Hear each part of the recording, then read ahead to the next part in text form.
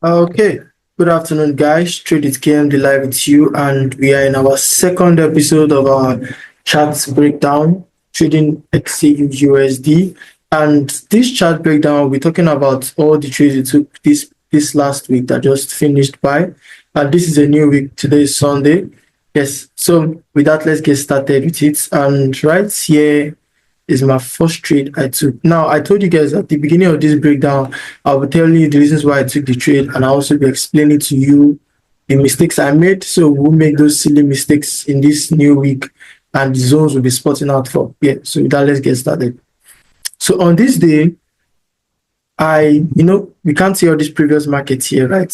But I was looking out for a buy. Why was I looking out for a buy? Was because there was a neckline here that was broken. Now, this neckline here was formed, right? The mistake I made was I wasn't seeing, because we have two zones here. We have a 4 hours and a 1 day zone. We also have a 1 hour zone here. The mistake I made was that I wasn't looking well to see that a we might have a reaction here, and the neckline might come and form down here a bit. So let's say I was being too fast in placing this trade, and I hit a wonderful SL on this day. In fact, the trade did not even target my normal. It not got targeted by the candle. It just went down and straight to SL. And when I saw this trade 5 minutes after, I knew I was going to hit SL on this trade. And after Monday trade, I will show you the before and the after as usual. After Monday, we had the setup on Tuesday. Now, this setup on Tuesday was a very clear setup for me. It was a clear setup for me. And I'm always a 1:2 trader. I risk 50 pips to get 100 pips. You can see it here, 10, which is 100, 5, which is 50 pips. And this trade was a perfect trade because after the reaction on this zone here, we can see the neckline that formed. But due to how the market was volatile on that day, you can see it was a week that stopped me out before the market dropped down, dropped, still went up here. So this week might have not stopped. Let's see if we're dragging it up. Okay, the week might have not stopped us out if we're risking more than that. But since I risked 50 pips automatically, well, I take that as a loss. But the market went close to our TP and still didn't trigger us to hit full TP before going back up. So definitely, I would say this trade was a perfect trade for me. No mistakes, no error, and there was no issues for me there. And after Wednesday trade, after Tuesday trade, sorry, we have our trade on Wednesday. And Wednesday trade, due to CPI effects, I hit TP. Now, on this trade, around here, there was a 1 hour zone around this particular region. And this happened around 4, 5 a.m., which I was awake, but I couldn't drop this setup for my community, right? Because it's quite early. This was around 6:30 a.m. So I had to wait till 8, 9 period till I see this entry here. And I took the buys. And you can see up playing along here, it sold down to this side. And around exactly 2:33, that was when CPI news was on Wednesday. And I went straight TP smashed. So this was my first win after having 2 losses on Monday and Tuesday. Then on Thursday too. Yes, on Thursday, I knew my mistake on Thursday was so crazy. I was rushing to enter the sales because of this long bearish candlestick.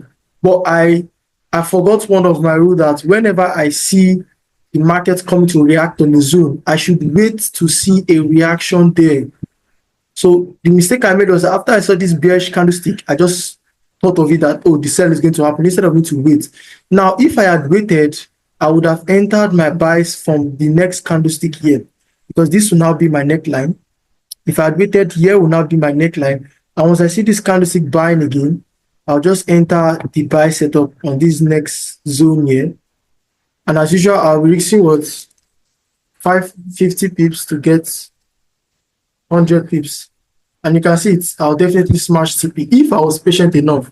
So this particular day, I didn't wait enough to check out for the zone. So I ended up hitting SL. I call this SL Sniper SL, very beautiful. So I ended up hitting SL on this trade. And this was my third loss for the day, which was on Thursday. You'll see the before and after of this chart to tell you that I took the trade. Then on Friday, let me take you guys to the 4 hour. Let me take you guys first to the 1 day time frame. So I want you to see something on the 1 day time frame. Now, on the 1 day time frame, we can see that we have this played out. And around 10 p.m., 11 p.m. on Thursday, I was waiting for these sales to happen. When I saw that price has come to react on this same zone, forming something like head, first shoulder, second shoulder, I knew this was going to sell. And if we go to the 4 hours time frame, you would see the reaction that price did on the 4 hours. You can see the 4 hour zone here, and you can see the reaction that price did. Now on this particular trade on Friday, I was not willing to drop the setup for my community. One, because I don't drop setups by 12 a.m., 1 a.m. in the night. I always drop setup during the London section. So I had to wait. But on my personal account, let's go to the 15 minutes. On my personal account, I took the sales, right? So you can see this was the first neckline here, and this was the neckline for a reaction here. So I had 4 setups on this particular trade. If I want to show you, I can show you. I took this trade on my big account. I took this 1, 2, 3 on my small account.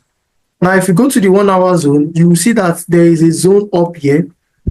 This, let me plot it out. This particular 1 hour zone was where this entry is at. That's why you can see this entry here, right? And this was where it came to trigger around 4 a.m. And the market came back here before it dropped down massively, right? So if you go back to the 15 minutes, what we can see was that we can see after this neckline was being broken, I started with selling. But the reason why my entry was here was because this was around 11, and once it's 11 p.m., the market is closed. So this was where I started selling from. So throughout from 12:30 a.m. down to around 8:30 a.m., I was in profit on these 3 trades, this first one, second one, third one. So when I saw this forming, this was the setup, and I gave to my community that we ended up hitting break-even on. We hit break-even on this trade on Friday. But since it's a signal, I don't expect them to be holding to full TP on SL. Sometimes you can close out once you see reactions. Like when I saw this reaction on the 1 hour time frame, I knew that it was time for me to close out. And for those of you that don't know, if I was also to take this reaction on the 1 hour time frame, this would be my neckline here, right? Because you can see our W pattern that was being formed here like this, right? So this would be my buy setup. So if I was to take this trade, definitely I should have hit TP before the sales would start happening. As usual, 50 pips to get 1,000 pips. You can see it. I have hit TP before the sales will now start going down, but I didn't take the buys. So what I did was I had to wait. Then I saw this reaction down, and it still came down to the market. But we hit break even on this, but I ended up hitting TP on this trade. You can see it here. And on the first trade also, I ended up hitting TP. And on this trade, if you take it to this area where we can see the reaction around 3 something, I ended up hitting TP around there. So these are the trades I took for this week. I had 3 losses. And how many? Personally for myself, I had 3 losses and 3 wins. I had, 3 losses and 4 wins. 1, 2, 3, 4. And how many losses? 1, 2, 3 losses. So these 4 wins were giving me 8%. And these 3 losses are giving me -3. So I had a total of 5 this week, personally for myself. But for my community, we had 1 win and 3 losses with 1 break even. So the break even doesn't count. So right here we have what? 2% -3 plus the 2%, which is equals to -1 RR. So we're down -1 RR on our community. And this new week, definitely we should be looking out for wonderful opportunities right here on gold. So after that, I'll be clearing my charts as usual. Now let's plot in our zones for this new week. So what can we see right here? Let's go to the 1 day. As usual, we'll start from the 1 day. So we can see that right here, we can see something forming here. So most times, we want to plot out some very key zones that are very crucial for us, so we don't end up missing out major stuff, right? I'm sure those of you that are on my private community, you already know how I place out my zones. And also those that I did the bootcamp for, I place out my zones. So right here is our first observation zone we should be looking at. And the second 1 day observation zone we'll be looking at is at this period of this low side here. These are the zones we are looking out for, right? Now, we don't want to mark out here because you can see price has come to react there. But we are going to mark out the top. So the third zone for us is around here, this top side. So we have our third zone around here. So after spotting this out on the 1 day, then what are we doing? We are going down to the 4 hours to start spotting out the major zones. Now, what can we see on the 4 hours? We can see there are some little zones, these zones right here, as on the 1 day, right? So we have a zone I'm spotting on the 4 hours, which is this side right here. So this is for the 4 hour zone. Let me make this clear so we won't have mistakes. So I'm cloning this out. Where is the next zone we are spotting? Let's say this side up here. Why I'm spotting this zone up here? Because the market can come and place something like this. Once the market open, the market can place something like this, come down here, start dropping. So it might want to retest here. Sorry, this is not going to be. So my market might want to come and retest back on this up zone once a new candlestick open before it starts dropping. That's why I have to watch out for that zone. It's a very close zone for me. So the next 4-hour zone I'm looking at is the next one down here. And after that zone, the next one I'm looking at is this one right here.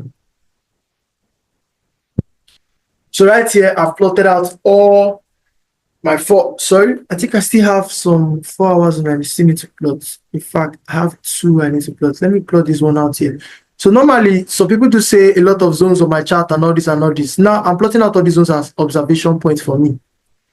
Once the market open, you might not see some of these zones again because once price if price sells down, it doesn't react here. I'll be deleting the zones immediately. I'm not keeping any zone till further notice. Is when I want to do the chart breakdown, I'll have to draw out those zones again so you guys will have a look at it.